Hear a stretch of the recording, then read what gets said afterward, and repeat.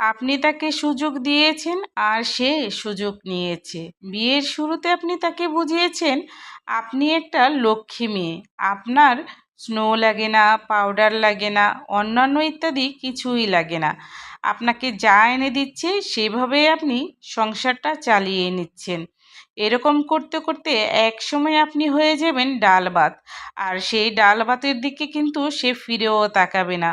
আপনি তাকে বুঝতে দিন আপনারও প্রয়োজন রয়েছে, স্নো লাগে, পাউডার লাগে, নিজেকে সাজাতে প্রয়োজনীয় অনেক কিছু লাগে। যখনই আপনি স্বামীদেরকে এটা বুঝতে দিবেন তখনই আপনার মূল্য তার কাছে হবে। দেখবেন সে আপনাকে দিতে দিতে ব্যস্ত হয়ে যাবে, আর যখন চাইতে জানবেন না তখন দেখবেন এক সময় না দিতে দিতে আপনার যখন তার কাছ থেকে কিছু পেতে মন চাইবে তখন সে আর এনে দিবে না, কারণ সে তো বুঝে গেছে আপনার কোনো প্রয়োজন নেই। আর এভাবে করতে করতে আপনি তার কাছে ডালবাতি হয়ে যাবেন।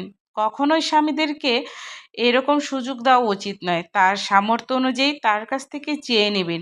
এতে দুইজনের মধ্যে আন্তরিকতাও বাড়ে, ভালোবাসাও বাড়ে এবং দুইজন দুইজনকে অনেকটা বোঝে।